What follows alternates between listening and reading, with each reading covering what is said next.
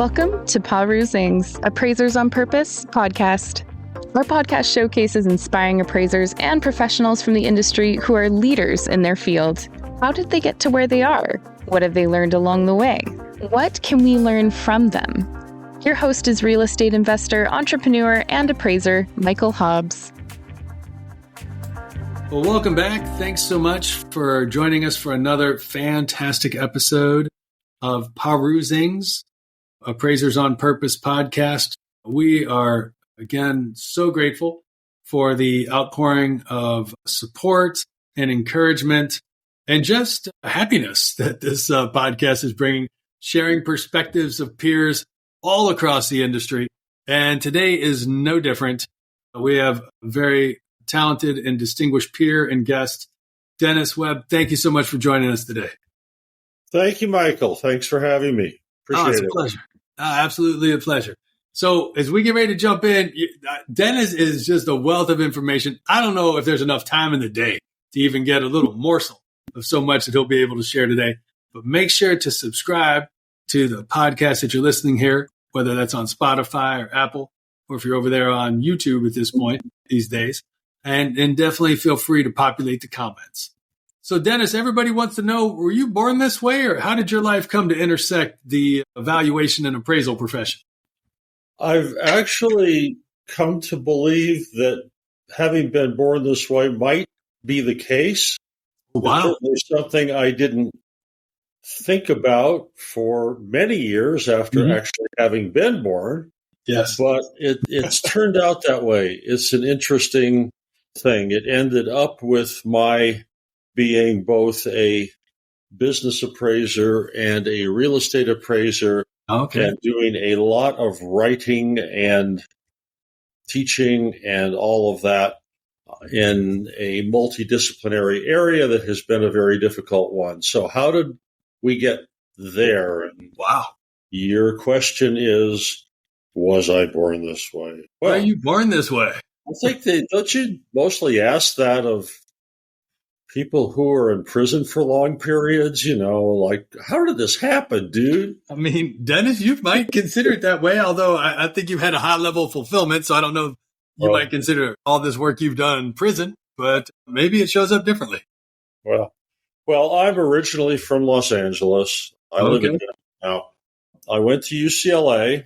Oh, nice. And beginning career of had to do with the fact that I was graduated as an engineer from UCLA. So I worked for about 15 years as a design engineer building control systems for capacitor manufacturing. Very high tech at the time anyway, and highly proprietary. And those products are still in phones and whatnot, electronic devices to this day. Goodness.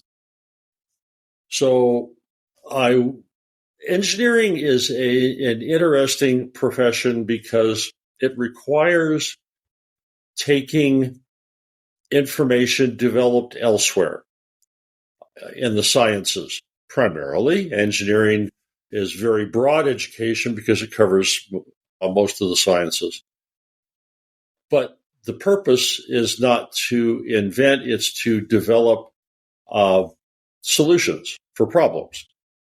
And so that whole idea of pulling together a little bit from here and a little bit from there is what I did when I was designing machines. When I was done with that particular phase, I started a broker-dealer with a partner in the 80s. Wow. And we created partnerships and that sort of thing. I had a lot to do with wind turbines at that time. And until 86, when the Tax Reform Act came along, we had pretty good business. For those that have no idea what you're referring to as the Tax Reform Act, you want to kind of share why it was a good business until then? And post-Tax Reform Act of 1986, we had no business. Yep. So I had to figure out how I was going to eat. And I had actually done due diligence during that period on a lot of real estate deals and so on. And interestingly, I found out a lot about what goes on in the securities business. We own 2 broker-dealers, and it turns out that would end up being useful later. So I started doing appraisals and did reviews for B of A for a while, single families and whatnot in LA. Mm-hmm. It turns out that I decided to start joining things because I decided this was a good base career. I already had a couple. So I looked around and I decided to join the Appraisal Institute, which I did. And then licensing came in and I got my MAI designation in 94, that sort of thing. And that same year, a client asked me to value interest in some partnerships that held real estate in Beverly Hills. Mm-hmm. So I did. And being an engineer, I cast about to see what was known at the time. And there were about 50 articles that had been published to that point in the late 80s, early 90s. And I figured it wasn't that big of a stretch because I knew rather a lot about real estate at that point and real estate appraisal. And I knew a lot about partnerships because we used to make partnerships. So I thought, okay, let's read them. So I read everything. I discovered that no one really talked about how to do it. Wow. It's one thing to talk about concept. Yes. And it's another thing to run out and actually execute. Yes. And so being an engineer, I thought, well, something is needed here. And so I did. I actually completed those appraisals and then thought this is a pretty interesting niche. Sure. And then I discovered something that would become important. Business valuation actually existed. I didn't know that. And quite frankly, based on my experience since, most of the public does not know that. Yes. And they don't think about it. It's not, they don't know it because they thought about it and it didn't come up. They're not aware of it. Yes. Everybody's aware of real estate appraisal. Yes. In fact, interestingly, I discovered later I went on to get a BV designation. Oh, okay. And, I started out actually taking the POV courses from ASA. They're really good courses. And my whole goal was to learn about asset holding companies. So partnerships, common tenancy, any way of holding assets where the interest being valued is a piece of the asset, undivided piece, not the whole thing. So I discovered that there were about 3 hours out of 135 hours that I took dedicated to that particular topic. That's it? Well, wow. Quite frankly, business valuation is an extremely broad field. That's true. Real asset appraisal is narrow, whether it's personal property or machinery and equipment or real estate. It's a very, very detailed, relatively narrow specialty. Business appraisers appraise all potential assets of a business. And there are a lot of assets. They're mostly intangible assets. Yes. Sometimes they're tangible assets or fixed assets. So I thought, well, heck, I'm 135 hours into this thing and I want to do this. I better get my designation. Because this business, it pretty well runs on designation. If anybody out there is not designated and you're a real estate appraiser and you're certified general or residential or you're a business valuer, get designated by somebody, really. It's some work on the front end and then you got to keep up your CE and all that.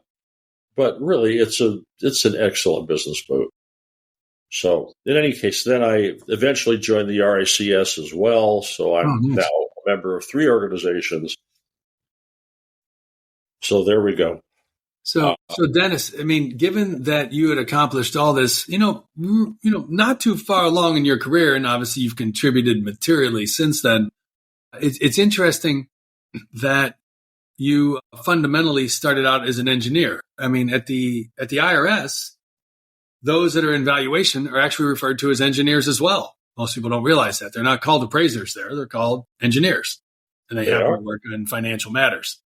You had the opportunity to both be an employee as an engineer early on, and then as you talked about, getting into the broker-dealer space, that's a big shift from being an employee to being an entrepreneur and being someone who's creating partnerships. What was that whole transition like? That transition, gosh, that goes a ways back. That was just trying to find our footing. This was a partner and I, and we just cobbled it together, and took about a year to get to make the organization work. And then we're responsible for installing a heck of a lot of wind turbines. Wow. Of course, there were some tax credits at the time, and that was part of the motivation. But we had a lot of entertainment industry clients and so on. So that was real interesting. It was just for a few years, but got it. It wasn't any broader than that. I did have a general securities license and a securities principal license and all that from NASD and all that stuff. Yeah. But I guess I just believe in getting credentials. A lot of people do, and a lot of people do engage people that have credentials that provide third-party validation or credibility for their capabilities and skills, which is an interesting thing because you touched on your business was good in the broker-dealer space until it wasn't. And one thing that many people haven't lived through is how quickly an opportunity can change when the regulatory environment changes. So what was the impact of the Tax Reform Act? Like, what changed and why did it wipe you out? Well, there were tax advantage investments. So yes. So they were, there were a lot of tax advantage investments that were made up. So the IRS was dealing with a lot of out and out fraud, quite frankly. We weren't involved in that. We were building turbines and people were investing in them. And that's how it got that industry started, actually. Yes. So when the law changed, then the economics changed. The whole purpose of tax credits, 25% in the state of California, for example. Yes. And that's a credit. The credits are much more valuable than any other type of tax deduction. I see. So the whole point was to get renewable energy started. And I was a big proponent of that. I thought that was just great. So we did that. But the industry was not economically viable at that time. The price of electricity was pretty low. It's much higher now. Yeah. A lot of things have changed. Efficiency of turbines has changed. Many things have changed. But without the tax credits, which ended with the Tax Reform Act of 86, and there were actually two acts at that time. But it ended the business of, you want to maybe call it early industry investing, like the incentives for solar and various green energy projects currently. It's the same idea. Yes. You need a little boost, and the boost was there. But it was also in the context that some bad actors got in the field, and I got to know some of these pretty well. Yeah. And there were people going to jail at that time over that kind of thing. So bad actors are no good for everybody. We have that in valuation. Of course, it's everywhere. It's just human nature to some degree, but it's facilitated when there is a potential for gain or maybe unearned gain or something. And the effort required to do it is minimal. So that's what happened. That's like an unintended consequence of tax advantage things. Of course, real estate is extremely tax advantaged. That's its nature. Yes. And So games are played with real estate too. But yes, the business ended and things change. We don't know what's going to happen in the next 1, 2, 3, 5 years. We know something will, but we don't know, right? Well, and I appreciate you just taking a moment and elaborating on that, because for those that have been around the industry for any amount of time, they recognize the very important relationship to valuation services and the regulatory environment. And, look at, business valuation and how much of that is guided by law. And we'll definitely get into that, and rulings and what have you. But for the typical person, like, they may understand that a real estate appraisal exists, but this idea of how it sits inside of other domains of knowledge, as you talk about from an engineering standpoint, and the regulatory environment's a big one.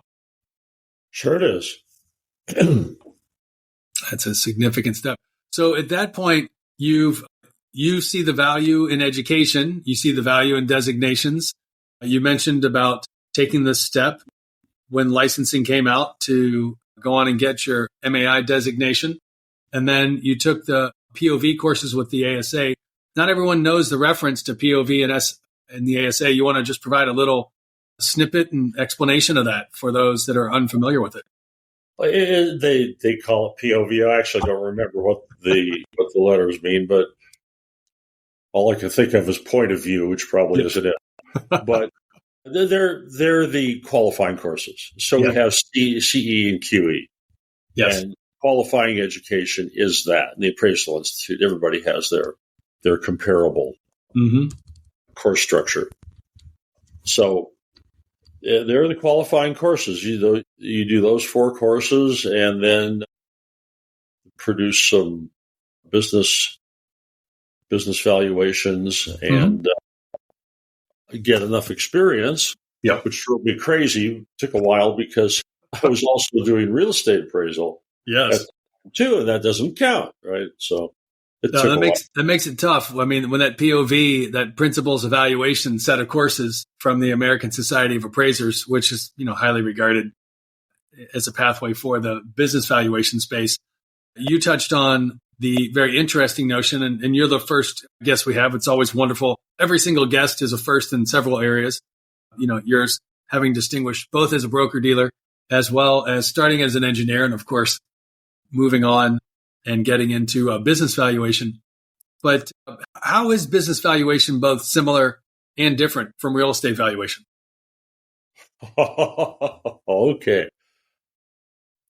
It is similar in a very few ways and drastically different in many ways.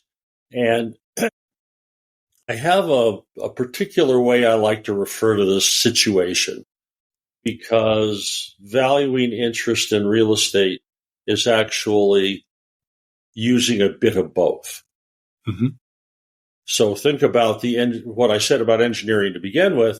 Engineering picks from the sciences or from the body of knowledge that real estate appraisal has developed and the body of knowledge that business valuation has developed, as well as others, accounting, law.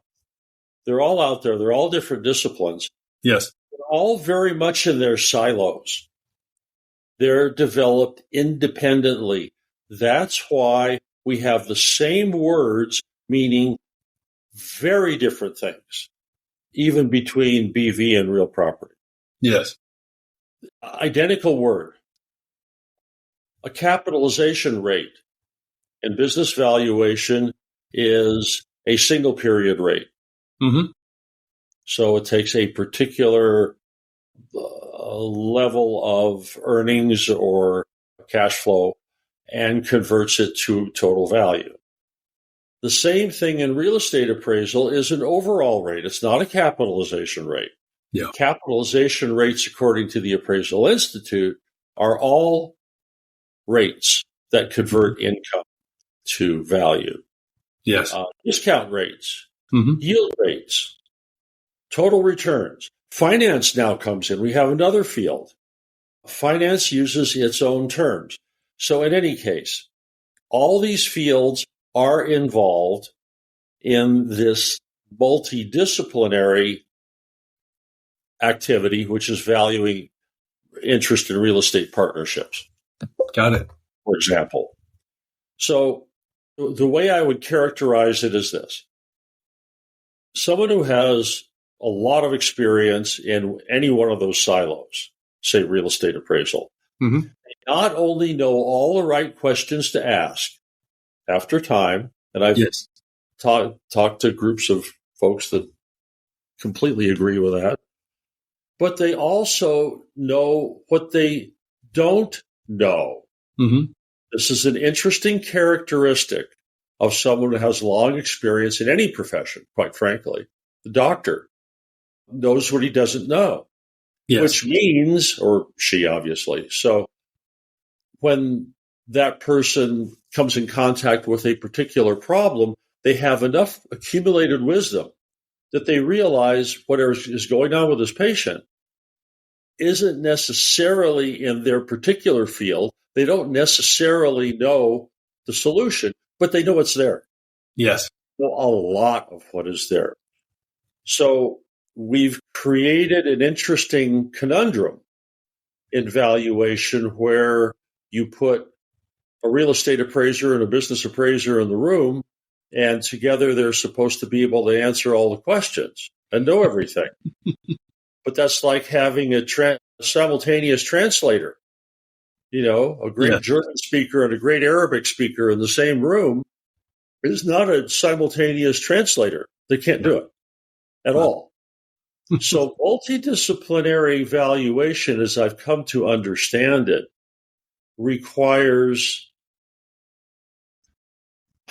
it simply requires whoever is practicing it to have access to asking all the right questions in both fields, Mm-hmm. as well as knowing what they don't know in both fields. It's nearly impossible task. Got it. I've been lucky. I decided I was going to teach and write about it. And of course, if I've decided to pontificate on such things, I should be qualified. So that's why I got a BV designation. So in fact, I do have designation and experience in both fields. So that way I can see what's going on, what's missing. Mm-hmm. And from that place of understanding what's missing in the viewpoint of both the business appraiser applying certain technologies and the real estate appraiser applying certain technologies, I can speak to the blind spots that are very often generated. Mm-hmm. Not always. They're not a large number, but there are a number of appraisers out there who are pretty well versed with both. Yes. There are dual designated appraisers. You can probably, in the ASA, you can count them on both hands. Yes. But then there are other organizations too that chip into that. So that's how that came to pass.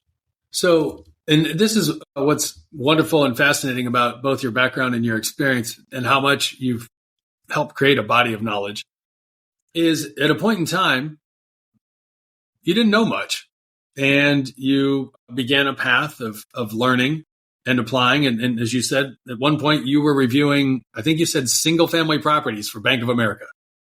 Yep. So how did you go from that opportunity to what came next?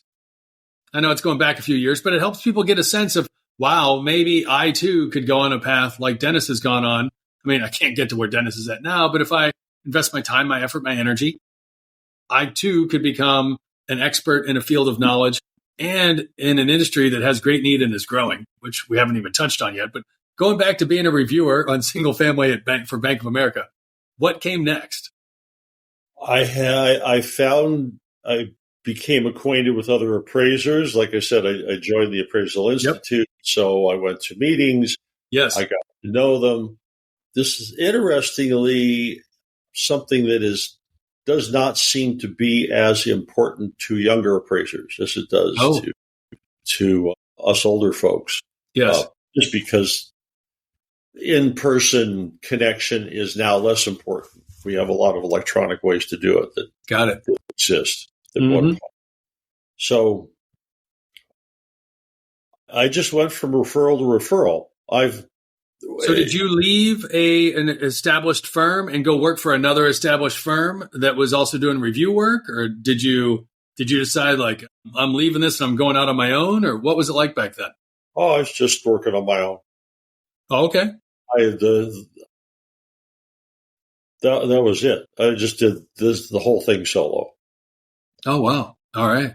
So no, I learned pretty quickly, and I'm curious by nature. I guess I okay. doing this. A curiosity. I would, if you were going to list on one hand the most important characteristics of being a good appraiser, I would say curiosity would be right up there. You will be inclined to find out what is really going on with this property, with this business. And that's the whole point of an appraiser. The people who own property know property. They know it. They're good. At least the ones that still own it. We never have graveyard evidence, right? Everybody thinks real estate is magic and you always make money. That's because the people who didn't aren't standing there, or for sure aren't telling you or me.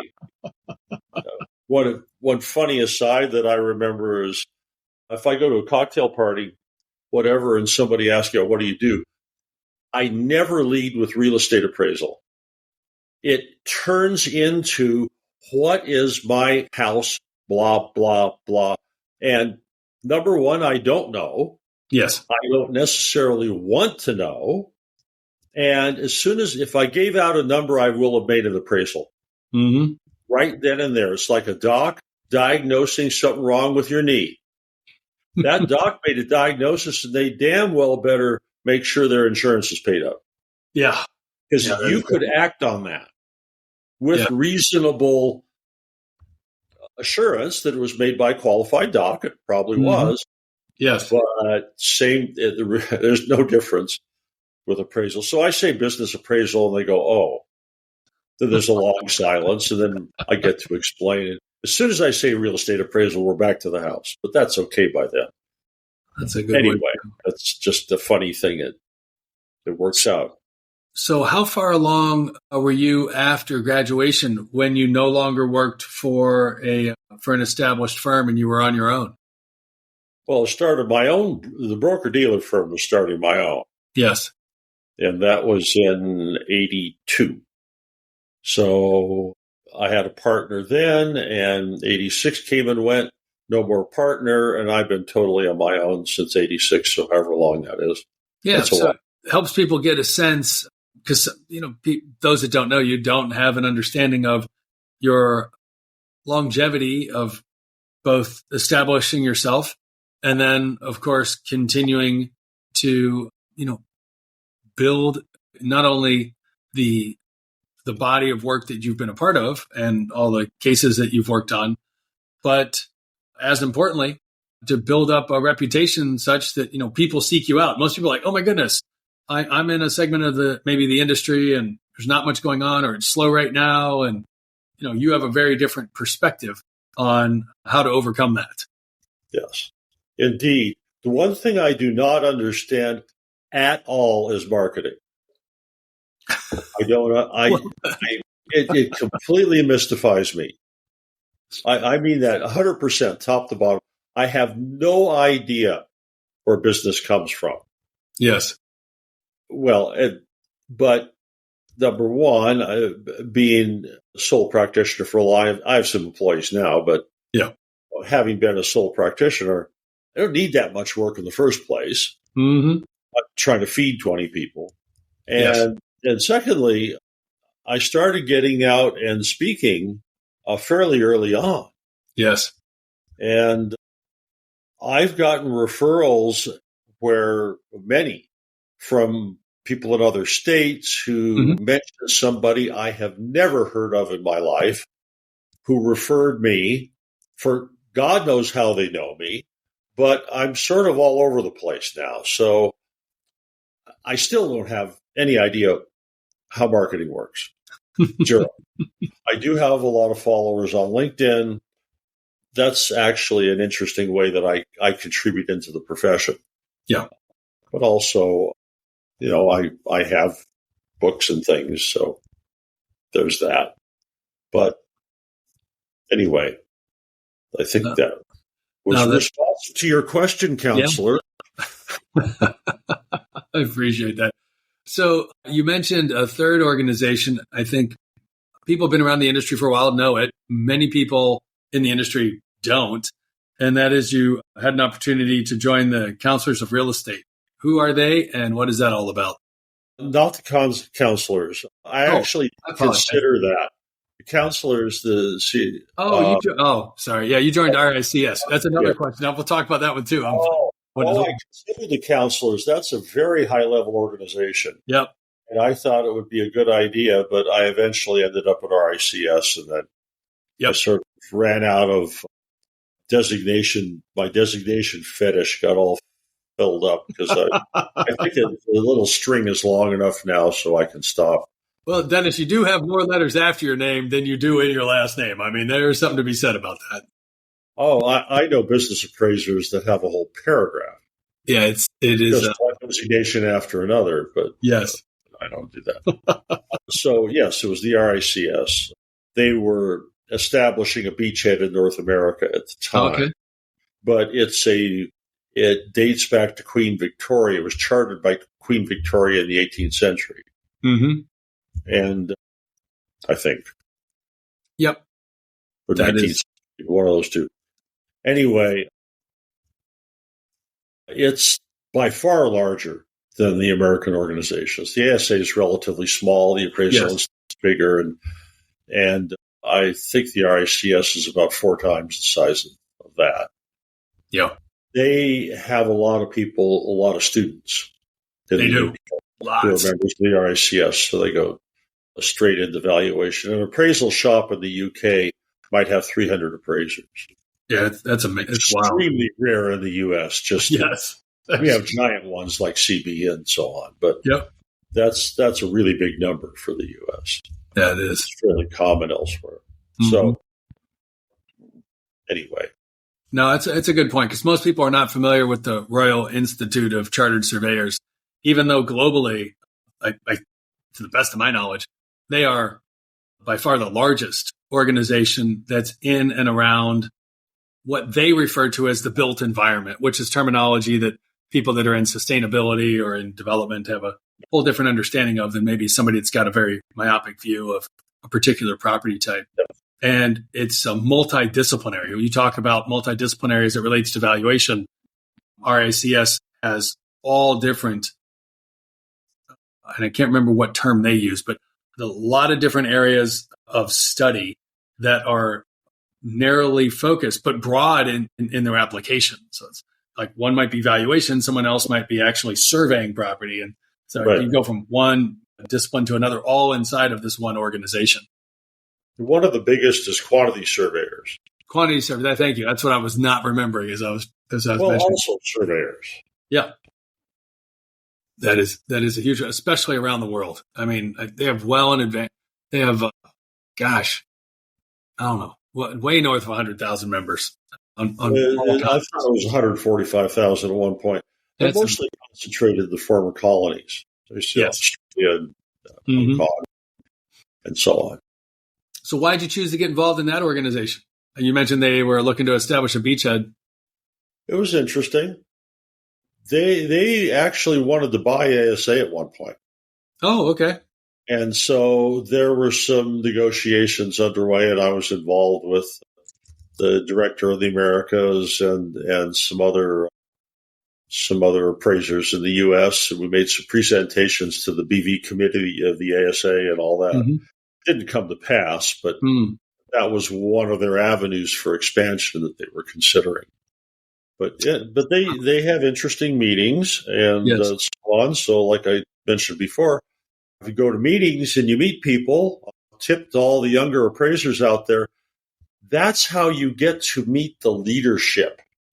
The Appraisal Institute chapter in Southern California has a night, they call it Heritage Night. Oh, okay. And then they talk about all the wonderful stuff of people that have been in service to the organization, have done for the years and over the years. And it's mostly congratulatory. It's not technical. And I've talked to younger appraisers and say, why would we go there? I said, no, that's the one you want to go to. Absolutely. People in that room are the most accomplished appraisers. They could do more for your career than anybody else you can find. Mm-hmm. Go talk to the leadership. Get to know them. Assuming your level of ambition, obviously. Yeah, of course. That may be unnecessary for certain objectives and more so for others. But if you want to get ahead in your profession, get to know the leaders. And that makes good sense. So you did invest the time and the effort to add to your designations through that organization.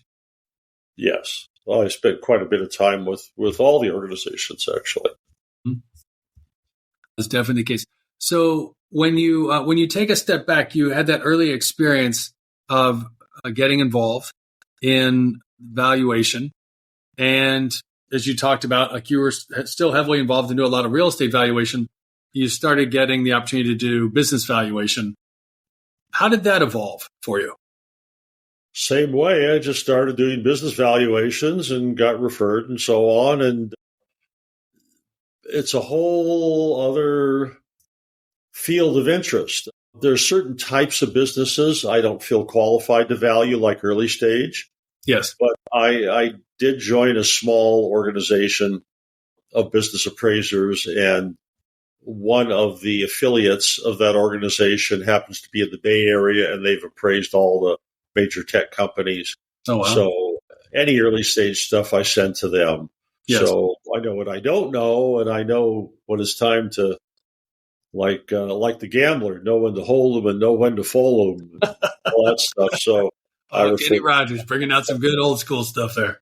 But yeah, I've valued businesses all the way from a company that washes airplanes to airport security, leasing, construction-related stuff to a company that digs trenches for single-family houses. Wow. So obviously we know what determines the trajectory of their business. Yes. And that was right after one recession or another. So it's endlessly interesting. So I learned how to apply valuation processes on both sides of the aisle, as one might say. And you had asked a question earlier, what's the difference between the two? And I would say the difference is drastic. With one exception, which becomes important later in my evolution of understanding fractional interest valuation. So in light of that, at a point in time in your career, you were doing both real estate valuation and business valuation. Why did you move in one direction versus another, given that you had both in front of you? Because that would be something other people would be thinking about as well. Well, I'm still doing both. I mean, I know that if some regulatory change comes along, that it could affect one business or the other business.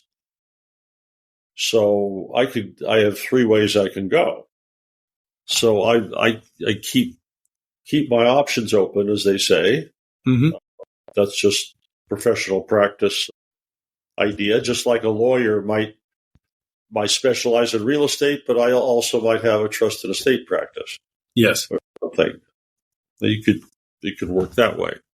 So I do all, but I've concentrated on fractional interest because I've gotten more and more involved in finding ways that it can be done easier and more successfully without having it turn into a very expensive, very long, and very risky pageant for the property holder. And you mentioned fractional interest. For those that don't know about this huge field, what is fractional interest valuation, Dennis? Again, we have the lexicon crash. So the Appraisal Institute correctly defines interest in partnerships and so on as undivided interest. They are also called concurrent interest. That's common tenancy interest. What they represent is that whatever rights the partnership has, which are if they just simply own they own the fee interest in a property. If it's income producing, then they probably have leases, so it's the fee interest subject to the lease and so on. And all real estate appraisers know all this. Mm-hmm. So those are divisible rights. So in other words, you could divide the property, obviously subsurface, air rights, yes, mineral rights, usage of all or a portion of the property. Yes. Different usage. Sandwich lease would be somebody has a ground lease, leases it to others. That's a sandwich lease in the middle. Those are all divided interest. We are not talking about that type of fraction. The other type of fraction is undivided. So undivided is whatever the partnership holds. The partnership could hold a leasehold position with a fixed term, which means at the end of the term it's worth nothing. Yes. If those are the rights the partnership holds, then a partner in that partnership holds an undivided interest in that particular set of rights. Yes. So the set of rights is very familiar to the real estate appraiser. That's what the real estate appraiser appraises. And the courses that deal with slicing and dicing of pieces of real estate go on for quite some time. Yes. Undivided is its whole separate field. It started out in the 80s, at least that's as far back as my awareness goes, maybe the late 70s possible. Okay. Or at least in the literature. Yes. And it became a business valuation problem to solve because, as we observed earlier, real estate's very narrow. Yes. Personal property appraisal, very narrow. Well, there were a lot of different areas in personal property. BV takes care of everything else. It's an umbrella. It works that way in the IRS. BV takes care of everything, and the asset appraisals are sub to that, except for the art panel. Fine art is completely separate within IRS. Oh, okay, I didn't know that was the case. Yeah, it's the art panel is very interesting. So it's handled separately for that reason, but all the rest is under BV. So BV ended up doing this, but the problem is, of course, business appraisers aren't trained in real estate appraisal unless they want to be. Yes, exactly. It's a definite domain of knowledge that is unique and specific. Yeah. So coming right out of the box, that field had two disciplines involved with it: the fraction and the elements that comprise partnership were considered business valuation, and the real estate was, of course, real estate. Yes. 80% of all businesses fail within 5 years, according to the U.S. Census Bureau. With so many roles and responsibilities that must be managed and have nothing to do with appraisal reports, is it any surprise that it's hard to keep up, much less having a sense of peace, stability, and profitability that comes from growing your business? Given all of this, you might already be thinking about exiting your business one day. Don't miss the limited opportunity to work with Michael, a real estate expert and professional coach. He has worked with more than 300 owners and entrepreneurs to find their highest and best use by solving problems that reach their most important goals. Compress decades of learning into days by working with Michael. Michael is famous in real estate and business coaching. With his help, you can accelerate your growth, increase your quality of life, and earn more money, all while ultimately doing less. Michael helps you not just grow your business, but also find new purpose in it and in your life. If you're ready to take control instead of being controlled, contact him on LinkedIn or email him at michaelh@paru.com. So given that there's these domains, how has both, because you got started, like you said, a number of decades ago, how has that evolved? and kind of give people a sense. Let's go with how has it evolved, and we'll get to a sense of where it's at today. Well, it evolves through several things, but the tools that business valuation has, this goes back to the difference between the disciplines, are very specific to operating companies. Mm-hmm. There was never anything specific to asset holding companies. It's always considered a side activity in business value because it's a side activity. Yes. That's just what it happens to be. So there, in the early 90s, there were efforts made to come up with data sources and valuation methods that were particular to that. The most notable one was the work done by Partnership Profiles.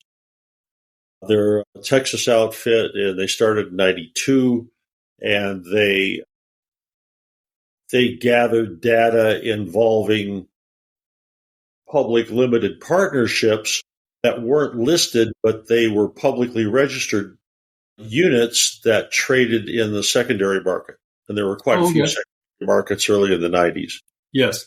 That was because all these partnerships got generated in the late 80s, and unfortunately the crash, 89 to 90, that was ongoing till about 94, 95, pretty well wiped out their original plans, which is where they had back-end splits if the sponsor did well, and preference payouts to limited partners.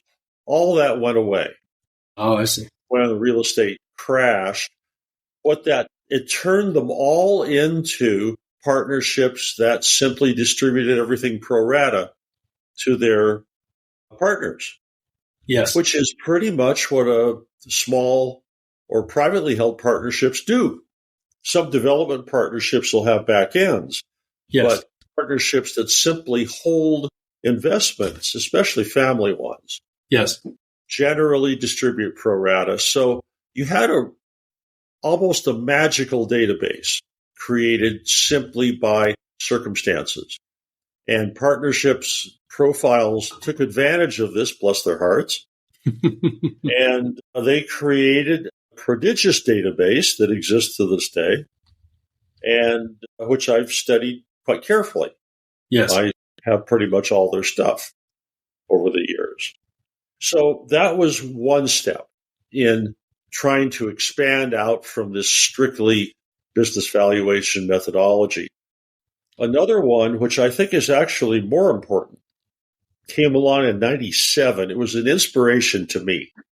In fact, you should interview this guy, maybe. Chris Mercer is one of the most prominent business appraisers in the country. He's in Tennessee. Okay. So Mercer Capital is a big appraisal organization. They concentrate in the financial services sector. Okay. But he wrote a book, Quantifying Marketability Discounts, in 97 that hit like a blockbuster. He sold a lot of copies. Oh, okay. I am absolutely envious of his results in that. Okay. So I bought the book, and he talks specifically about marketability discounts. So for the listeners that we haven't talked about this sort of thing yet, but no, we haven't. We did mention undivided interest in real estate, which could be partnerships or simply deeded interest, where everybody has a deed. Say 4 people have a 25% ownership. That's deeded. So there are different ways to accomplish it, but what that represents, what that holding represents, is a loss of rights. Yes. If you own the whole property, I own the whole property, and I think the election is going to go one way or the other. It doesn't matter. It's my opinion. Yes. However, I hold my opinion. Doesn't matter what it is. I can take action. I can lease the property. I can get rid of the loan somehow. I can sell it. I can do whatever I want. I can change tenancy if I think a certain type of tenant is going to be a problem, or at least do it when the leases are up or whatever. The many, many things I can do. Once I have partners, then we may have an agreement that says who does what, but basically the major decisions have to be shared one way or the other. So the rights that I would have held and the rights that are reflected in the appraisal of the asset are diminished. Yes. Now, just as a quick aside, the next question is, why would anybody ever do that? Well, people do it all the time. Yeah. In fact, the amount of real estate that's held that way around the world, I think is astronomical. Mm-hmm. I don't have a figure. I wish I did. But there's a lot of partnerships. And it's because you get an intangible benefit. You know, you understand something about it that I don't, and somebody else has money that neither of us does, and whatever. So we all get together and we operate this property, or we share the use of it or something. Sure. So there's intangible, or they would never exist. Yes. Now, anybody who's been in a partnership over time knows things change. And one thing you know for sure, well, the one thing you don't know going into a property is how your partners will react when things don't go well.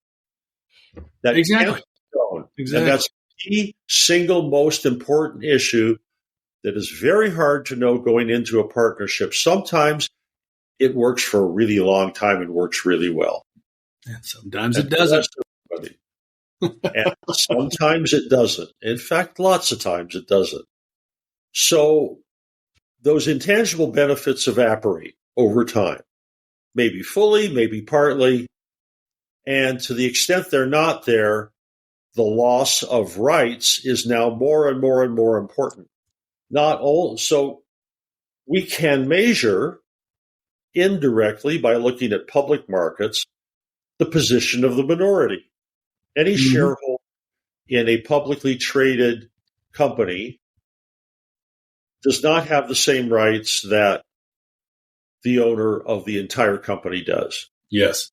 And that's why there are premiums paid in mergers.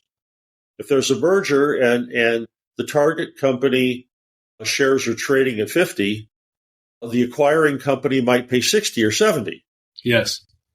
Because in their hands, once they get control, if you had a really big company, 5% would be, you might start to have the ability to name directors and that sort of thing. So it doesn't have to be the whole company, but once you have control, it's worth more. And there are data sets available. FactSet that is one that track how much extra is paid. Yes. Now, not a lot is known about each transaction, but we do have large numbers of transactions. So we have some idea that more is paid. The partnership profiles thing went the other way. It says, okay, here's the assets, the net asset value of this partnership. Yes. So assets less its liabilities and so on. That can be calculated. The price paid for the share is this, and there's a discount. So premium paid for non-controlling shares to get control, or a discount from control, which is control of all the real estate to get to the minority level. Yes. That is the primary piece to be resolved in valuing the partnership interest. The other piece is the fact that now you're in this partnership. If it was General Electric stock, you could sell it. But it's the XYZ family partnership. You're not getting out for a long time. Or there may be provisions for getting out or a lot of variation on that. But in general, you cannot bail. So a second loss of rights has to do with the fact you're stuck. Yes. When you're stuck, it exposes you to things that could happen in the future. If I'm afraid of what's going to happen with Apple stock, I think people have done buying iPhones. Everybody's got one. They work fine. Who cares? It's probably a real question for the company. I might think they're overpriced and I might want to leave. Or short Apple is probably a terrible idea. Yes. But in any case, I could leave. I can't leave XYZ partnership, even though the grandfather, who is the real estate genius, who is responsible for this collection of assets, is 98 years old, and his son isn't quite as good to take over. And I don't know, he's not seasoned. I'm worried. Yeah. Being stuck, you pay a price for that. So back to Chris Mercer. Mm-hmm. And marketability is an issue in every single interest, non-controlling interest, in every business everywhere. Yes. This is not just for real estate holding companies at all. Marketability is a huge, huge, huge issue in business valuation. The SEC started studying it in 1964. Oh, wow. That far. They wanted to understand it because it's a public market issue. So lots of studies, all of that. Here comes Chris Mercer in 97 and says, we should be looking at this differently. We should be looking at marketability as risk increase. In other words, we should be using an income approach, looking at the present value of future returns based on risk-adjusted rate. Otherwise, marketability discounts are represented by what is called, it's a form of paired sale analysis. It's called restricted stock analysis, where you have for publicly issued shares that are exchange traded, you have actively traded shares and you have restricted shares that are maybe founders' shares. There may be 8 million shares outstanding and only 2 million have been registered. So they trade, that'd be a very small company. Mm-hmm. So if you own these founders' shares, first of all, you may not be able to sell them very quickly at all. If I own 100,000 shares, I can't sell 100,000 tomorrow if there's only 2 million and 20,000 change hands every day. I can't sell 100,000. It'd take years. So each brokerage has a block desk. So this big block can be dribbled out into the markets without affecting the prices. That's how you sell a large quantity. Unless someone wants control, then they just buy your quantity. They have control. They're happy. So all these things happen, but you can compare the same share, one restricted, one not, on the same day, and you can observe a price difference. That's what the SEC was busy with. Yes. There have probably been 20 or 30 studies made of this. So this was the state of the art up until 97. It's still done. And it's quite important, by the way. Sure. But it's very hard to use those data. How do you apply them to your company? And it's even worse to try to apply them to real estate. It can be done, but it is not simple. This is not the world's best valuation method. But quite frankly, most valuation methods aren't as solid for that partnership interest as we would like, as they certainly are for the real estate itself. Mm-hmm. So in his book, he said, fine, present value, future returns, we're done. What he didn't stumble onto it. He knew what he was doing. He observed the one multidisciplinary approach. That's the income approach. Yes. This is, if everybody in those silos speaks a different language, as a metaphor, the income approach is shared by everybody to some degree. It's used in finance. Yes. It's used in business appraisal. It's used in real estate appraisal all day. All day and all night. Well known. Yes. Well-known method for comparing one investment to another. I can compare my investment in a strawberry farm to my investment in high-rise in New York to something else based on expected returns. Some investment metric, total returns. Yes.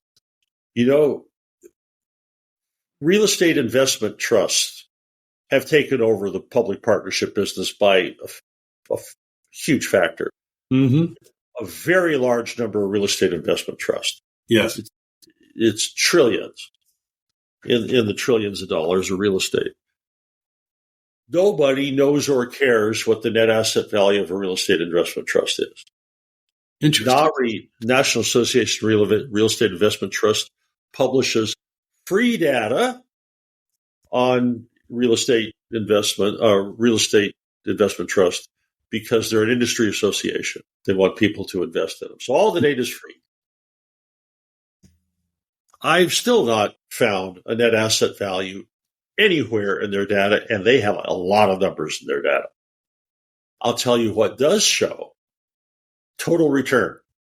So dividends plus stock price change for anyone. That's what sells. Total return. That's not what anybody cares about. Which begs the question, when the transaction to buy interest in public limited partnerships was made, on what basis was it made? The discount net asset value or expected future return or something? See, we don't know. Yeah. We don't know. I've talked to principals in some of these, and I think I'm coming down on the side of its returns. But so the idea of discounts from net asset value is convenient. It's the way 98% of partnership interests are valued. Mm-hmm. But is it a market observable metric? No, it's not primary data. It's secondary data. It's calculated. Yeah. Now, it's useful. Mm-hmm.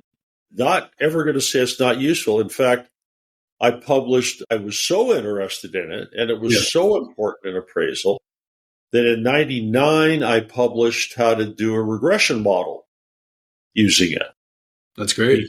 Because, of course, if you can observe 10 differences between this partnership and your partnership, you can give weight to all of them, or you can regress all those variations and discover only 2 of them really mean anything. Yes. The rest just take up space. Mm-hmm. But to account for size, plus the property type that's held, plus dividends, plus how long they're going to be in the deal, which you can find in those data, maybe double counting something. Possibly. What does that represent? Yes. So regression, I've been using a regression model ever since I did that. Yes. And it's very useful. But there are other ways to do it that are sort of shortcuts that are a bit more popular. Sure. But what Chris Mercer did is he made samples. It's a big book. He's very clever. He's extremely opinionated, which I tend to connect with. Probably doesn't make any sense to you yet, but it will. I might be opinionated. and it's, which makes it a really interesting read, one of the most interesting books ever. And he does talk about real estate partnerships in there a little bit. And I thought, this is it. This is the deal. So I thought, I finally have a handle on how to do this thing. So at least the marketability component, because it was otherwise hard to do. Yes. So then I started speaking on that first time in 97. There was a conference in 2000 that in Las Vegas. It was called Valuation 2000. And it included the Appraisal Institute, the ASA, and the American Society of Farm Managers and Rural Appraisers, ASFMRA. So I gave my second public talk there. And it was about common tenancy. Oh, okay. But I was using this model to value common tenancy. Yes. All you're looking at is how long are you going to be in this deal? What is value going to be at the end? You don't care that much about what value is today because the partner can't get at it. Yep. You can't unless you control the whole thing. Then it's, of course, what you have is the value today. Not so with a partner. They expect something in the future. If they're lucky, they get annual dividends or distributions on the way there. And you can assign it a risk. And I thought, bingo, this is it. So there was a talk on that, and then I did writing and teaching around that and so on. I thought this is the holy grail in some way, but there were other elements that had to be solved, a whole bunch. But that was the beginning, and the answer to your original question, are there differences between business valuation and real estate appraisal? They are huge, except for the income approach. That's fantastic. And sales, sorry, go ahead, please. Sales? Sales comparison approach in real estate appraisal involves, confirming individual sales, talking to buyers or broker, and so on, if it's done, but it should be done. Sales in business valuation are completely different. They're either publicly observable transactions, or they're databases of private transactions, or they're merger databases. They do not involve confirming individual transactions. Yes. And the application of those data is very, very different. I do not recommend that a business appraiser ever use publicly available real estate data as an indication of the value of real estate. Mm-hmm. And I do not recommend that real estate appraisers ever try to use a business valuation database unless they take the first ASA course, Principles of Valuation, happens to be an entire 5 days of how to do that. Yeah, got to get educated and know how to use the tools. But the income approach is virtually identical. The only difference today is how you build up the return rate. Mm-hmm. Everything else is identical. It's a common language, and it's really important now. So, I mean, Dennis, given, and obviously that's the benefit of our Amusing Perusing's session, which will come in the near future, but given everything you've experienced in the decades you've been around this, what are you looking forward to or optimistic about over the next 3 to 5 years? Oh, boy. And there might not be anything, Dennis. That could be that way. Sometimes there's not. The valuation industry is under great threat, mostly from machines. Yeah.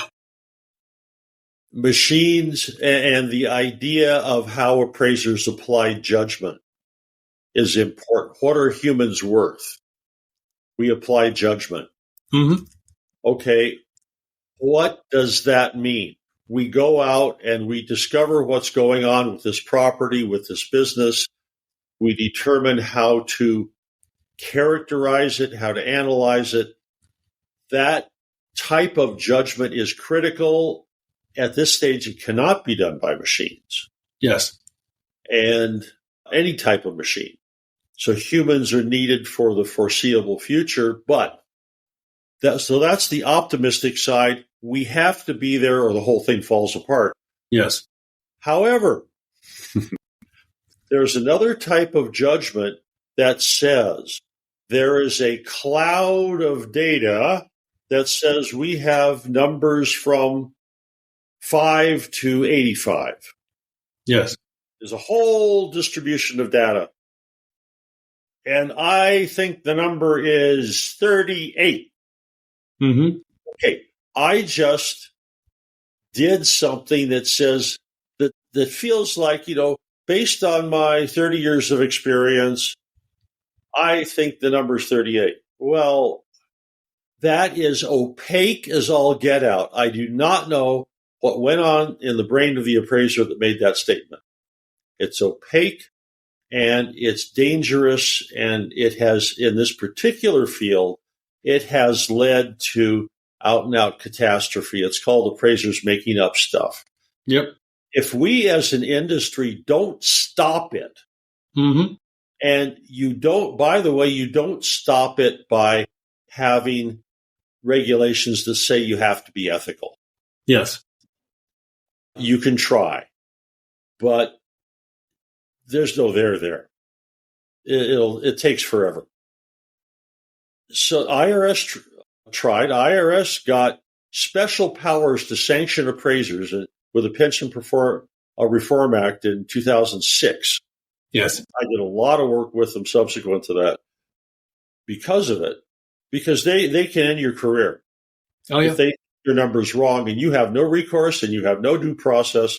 And they did that because they were spending so much time trying to deal with opaque valuations, they couldn't stand it anymore.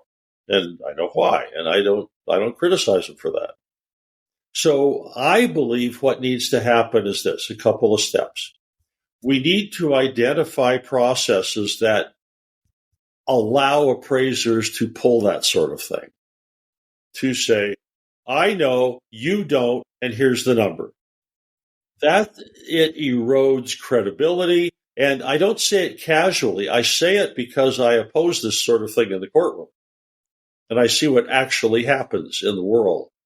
And we are not trusted on that count, and that's very dangerous. We need the support of the public. But the part where we go out and we honestly look at what's going on with a property or a business, we interpret it, we analyze it, we put all our cards on the table. If there's something I don't know that I should know, I write it right in the report. Yep. I'm not expected to be omniscient. I'm not like Q in Star Trek. Although that would be very cool, but no, I'm not omniscient. I'm sorry. I don't know everything. I totally get it. But I don't know. And if I don't know something, I'll write it right in there. I'm as transparent as possible. So if our work is transparent and we are respected by the public and we tell them, and if the areas where appraisers have opportunity, not because they're going to, but because bad actors can take advantage. Yes. If we call those out and minimize their use, or even flag certain processes and suggest, if you use these processes, you darn well better explain really carefully what you're doing, because this is a known abusive method. Yes. You can't do it in the income approach.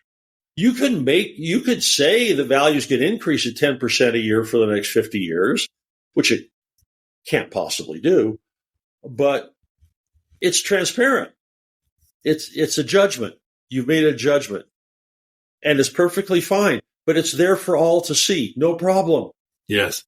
But the ones you can't see are the ones that are undermining the profession, and they've got to go. So, in the process of looking at the advance of machines, which will take a lot of jobs, they will also make things more efficient.